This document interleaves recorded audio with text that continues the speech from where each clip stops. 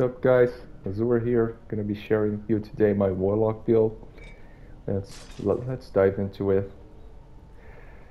So for my race, I'm gonna be using the Wood Elf.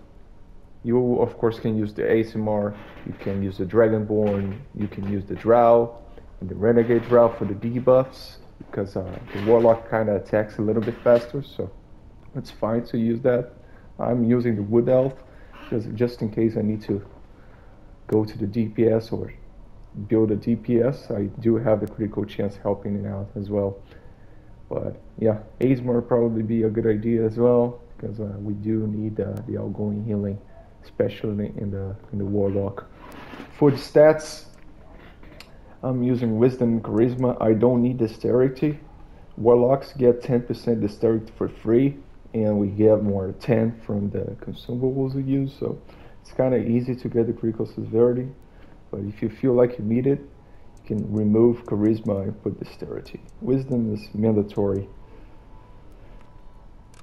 For the gear, guys, like the other healers, I'm using the Critical Strike helmet from the Advanced Moondancer. If you die, you cannot get the stacks anymore, so use it at your own risk. The options otherwise are, the ones from the Master Demon Web hits. They get 10% critical strike. It never gets to 10. I keep on telling you guys that. You can get the 5% one that you can buy in the store after doing the Master Demon Web hits as well.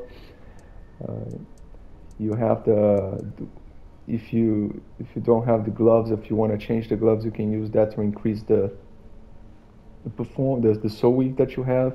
If you have the regen one, you can use the regen. If you have a legendary version of the regen one, it stacks with the boots. If you have those, the new boots, you can use the rank hatchet as well, or the upgrade version that comes from the hunts in the Demon Web Pits campaign. That's a really helpful helmet as well because of the outgoing healing. For the chest piece, again, for me, this is mandatory, man. Supports have to, try to make the run quicker. So this is the strongest debuff item in the game. It reduces enemies' defense, awareness, and critical avoidance by 5%, guys. If you don't want to use that because you don't have strong heroes or anything, you can you can change to the one in that you get in the Demon Web Pits that gives outgoing healing. There's a couple new ones in the Master Demon, the Advanced Moondancer one. You can use it as well. That gives outgoing healing, but I much rather use this one because it's a stable 7.5 outgoing healing and gives everybody, including myself, the 2% critical strike. So if you're not using the debuff, use this one or whatever version you have of it. You do have a version of it in the Dragon Hunts. You do have a version of it in the Sheridan as well. Use whatever you have. Just remember that this buff right here is critical harmony. You do have a similar buff that is graceful harmony. You cannot stack graceful harmonies with the same effect. So if you use the chest piece that gives 7.5 outgoing healing, that is a graceful harmony effect, will not stack with the shirt. So you're gonna have to change the shirt. I don't have it here, so I can't really show you. I hope you understood. If it has the same effect with the same value, will not stack. So back to the debuff one. The arms are gonna be using the one that increases our Soulweaver by 25%. That's great. The weapons are gonna be using the new ones. Hopefully the next module we're gonna get a dungeon in the wild space, so we can use that. But again, if you don't want to use that, you can use whatever you want here, because they don't really help with the stats. They do extra stuff. They give extra healing above the cap. So here you can use the Mastercraft if you have to, or even the perfect weapons if you have. The perfect weapons is going to be even easier to keep the stats. For the boots, I'm using the one that gives 20% regen of Soulweaver. That's the best one. If you don't have that yet, we do have options like the best option is that one that gives 5,500 outgoing healing and a forte, but you have to do Master Demon Weapons. That's the best option. Other ones being the one that gives like 10,000 critical strike, but or critical severity, but you might not need that much. Just point out one thing here as well. I don't know if I have here. So the chest piece, we now have a seal chest piece on the Warlock. Let me show you on the vendor. We do have the 10,000 outgoing healing chest piece on the Warlock. So if you need it, you can use that as well. 10,000 outgoing healing, you can make use of that. And you're probably not going to overcap or anything. If you don't have anything, you can go use that one. That was not the case before this update. Only the Cleric and the Paladin had access to the 10,000 outgoing healing buff from the gear. For the artifact set, I'm using the Apocalypse. You can run with the Monolith if you have. It's a high iron level. The Apocalypse doesn't help me at all here. It doesn't even have the attributes that help my build, but it's here for the debuff. If you have the Monolith, you can use the Stunning as well. I'm using the Grace for the debuff as well. We're using the Opal Ring for the extra heals on multi-target heals. If you don't have the outgoing healing capped, don't use this, guys. Use another hint that gives outgoing healing. For example, the new one, I think it's Dominance, the name. It gives outgoing healing. You can use the Glowing Restoration. You can use other options here. Don't use it. If you don't cap the outgoing healing, there's no point.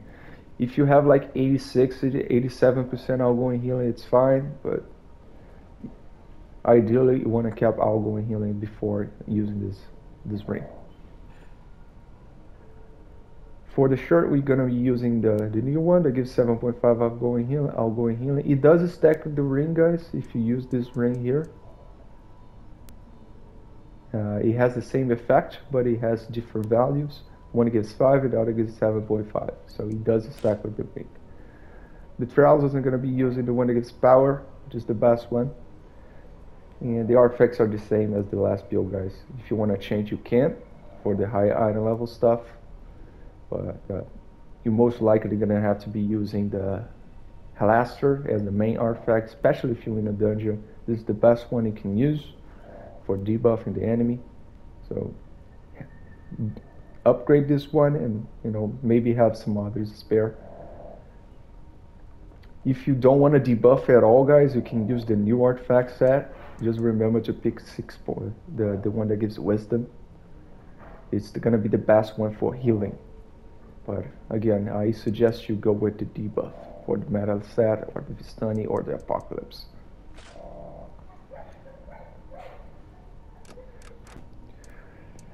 So for the enchantment, guys, I'm using 2 Jades, 1 Garnet, and 1 Cobalt on the offense.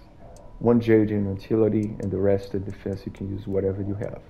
For the combat one, I'm using the one that gives critical strike, lightning flash, and the bonus I'm using movement speed. You can use action point, you can use recharge speed if you want to.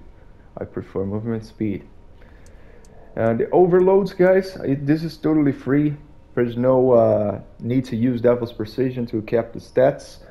On this build, I'm gonna be using the Watermelon Sorbet. Going to be using the Flask of Potency, Wildstorm Elixir, and that's about it, guys. If you want to use Devil's Precision, you can do some stuff here. For example, you can, take a little bit of a hit in the critical strike department and use the, I don't know if I have it here with me. You can play more defensive, use Fortified Nature if you want to. You can use Poison Thorn to try to debuff the enemy if you want it. It's not that helpful, to be fair. Or you can even use especially if you're protecting the tank in a Master Demon Pit, so even a Needle Trial, you can use the one that gives a reduction in damage whenever you cast a single target heal. And then you put the Devil's Precision to cover the lack of the 7.5 critical strike that I have here. The other one, you can use a ward if you need it. In a Master Demon Web Pits, you can use the Demon Ward. Let's see if I have it here. The Demon Ward. You have to grab that one that gives the effect for the other players. you can use the action point one. And that's about it for the enchantment, guys. So for the at will, guys, I'm gonna be using Eldritch Blast for proccing the debuffs. It works with any debuff because the deferred attack, it's also an AoE, so it procs the stunning and the grace. And attacks very fast for proccing Megalith and the Apocalypse. The second at will is gonna be shield. The Warlock doesn't need the heal for Soul Reconstruction because the encounter powers are really powerful for healing. For the encounters, mainly Vampiric Embrace is the strongest one, is the main one we're going to be using. And Revitalize, and the third one is the Warlock's Bargain. Not for the outgoing healing, but for the Soulweaver chunk that it gives back. When it comes to the outgoing healing it gives, it does not go over the cap, so it might be useful to, if you have any residual, if you're missing any outgoing healing, it can be useful as well. Pillar of Power does not go over the cap either, but it's also another thing you can use instead of a Warlock's Bargain, so, to increase the defense and the damage of the people and damage mitigation. For the dailies, Soul Barrier, whenever you need to mitigate, whenever the group is together, you're going to be using that. This one I use it for mitigation as well, but in the scenarios where the group is not going to be together, because the damage mitigation is also 10%, so it's about the same thing. This is a little more powerful when it comes to healing, so it's useful in situations like the second boss final stand and the Master Demon Web hits, and the third boss heal check, so it's more useful there. But any other situation where people are spread out, just use Soul Pact. You can even use the healing effect of it. It's a 800 magnitude heal. I tend to use this whenever the last boss, the Master Demon Web hits, use the webs on the ground, and people take a big hit in the beginning. So I try to use this to heal them up and give the mitigation. For the class feature, there's not much we can choose here. I use Shadow Walk and Soulbound. Soulbound is the mandatory here, I'd say. If you're in a trial, if you're struggling with the Soulweave, you can change Shadow Walk for the Borrowed Spirit to give you a little more regen.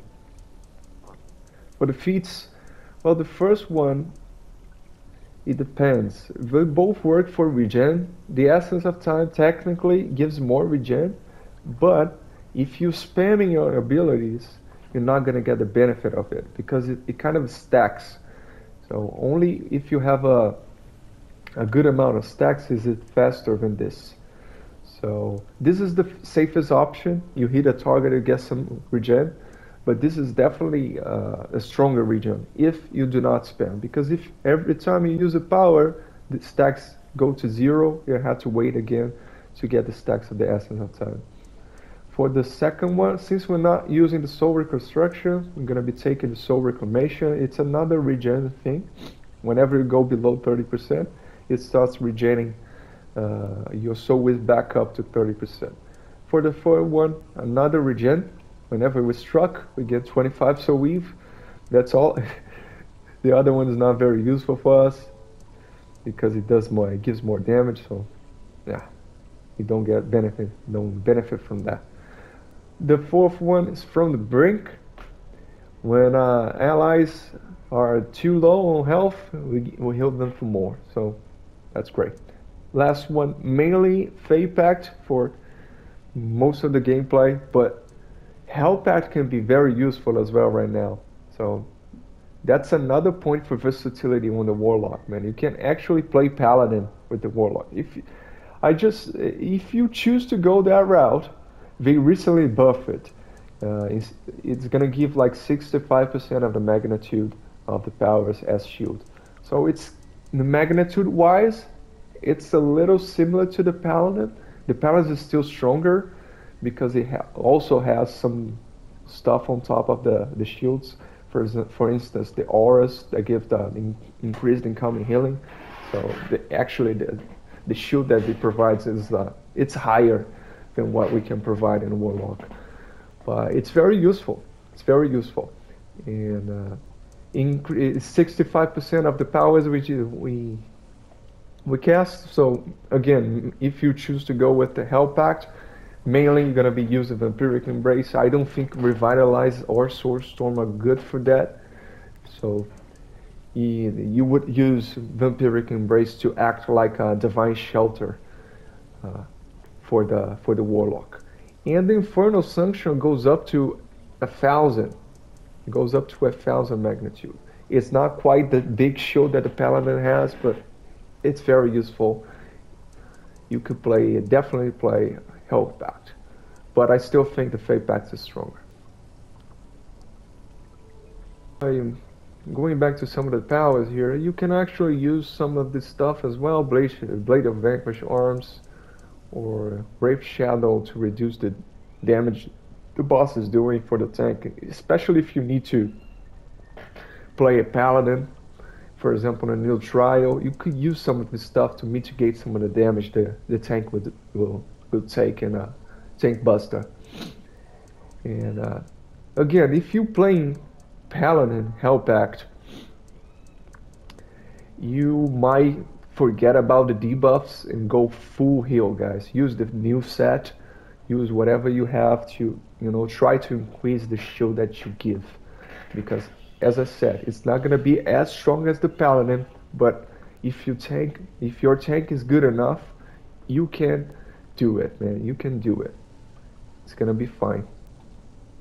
Boom, guys. For the Guild Stronghold boons, I'm using Power, using Common Healing. I'm gonna change the defense here.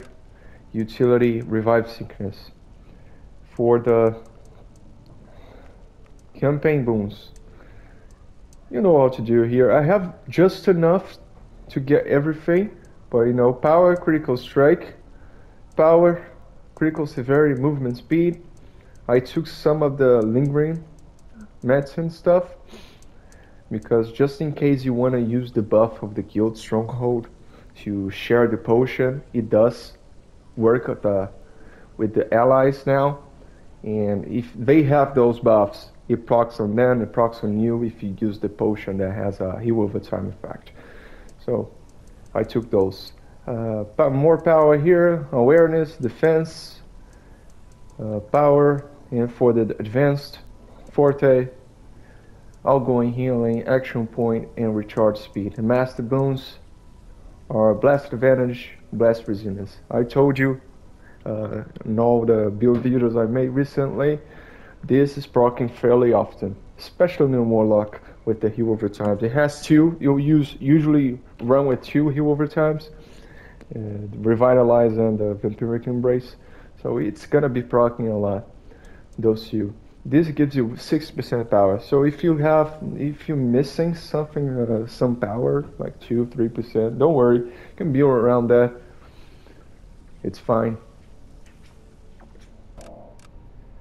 For the companion bonuses, I'm using the Quick Link, Golden Boulet, Polar Bear, Raptor, and Kenko Archer. Ideally, we want to have like outgoing healing forte here, but the companions that have it are quite expensive. We don't have any other thing that gives outgoing healing something useful directly, an offensive stat. Hopefully in the future, but this is the best I can do right now. But we don't need the other stats, so there's no worry. Don't worry if you have like 3.8 defense here. There's nothing else you can put here that increase your stats anyway. The companion itself, I always use Portobello, make my builds with Portobello, but as I've told you in the other videos, the boon that you have, the Blast Advantage boon that gives 6% power to everybody, including yourself, it's proccing very often, and it is especially easy in the Warlock because it has so many heal over times. So if you don't have Portobello, you're not missing out too much because it only gives 3.5 power, and that boon is giving 6% power, so it makes up for it. And again, as like all my builds, I don't take into account the Forger box that gives 3% power and another 3% random stat. So if you have that on max as well, that's another thing extra that you can use. For the equipment, I'm using the The one, the single target algo and healing one. I know it's hard to grind this, but it's worth it, guys. It's going to be very helpful for builds, because algo and healing ratings is something that is really difficult to get. For the enhancement, I'm using reinvigorate. If you don't have the grace, you can use the outgoing healing ring there and change to a debuff here. I use this because otherwise we're not going to be capping the outgoing healing stats. And it's more important to have the chest piece, for example, that gives a ton of debuff than this one, than the debuff that you get from here. So that's why I use it. The Warlock is already stacked up in debuffs. It has all the debuffs I can put here. So I give myself some room, some freedom to put some outgoing healing here. If there's a grace on the group, you can change that for other rings that give outgoing healing, and perhaps change the debuff here. Another debuff that people are not really paying attention is advantage nullification. If you had to protect a person, guys, this reduces the enemy combat advantage. So for those hits on the tank, that's going to reduce the helping him now with the mitigation, because the boss always has combat advantage on the tank on you guys. So it's very helpful. The other ones, we all know: armor break, dude senses, slowed reactions, and vulnerability. For the mounts, I'm using the same: Shepherd Devotion, Mander's Covenant, Gladiator's Ghoul, Magistrate's Patience, and Lionheart's Perseverance. I'm using outgoing healing, critical severity. The rest is up to you of what you use in the colors. You can argue that Shepherd's Devotion is not the best. You can argue Lionheart is not the best, but it's the one we can use right now. I'm waiting for the one a force lock now that gives Magistrate's Patience.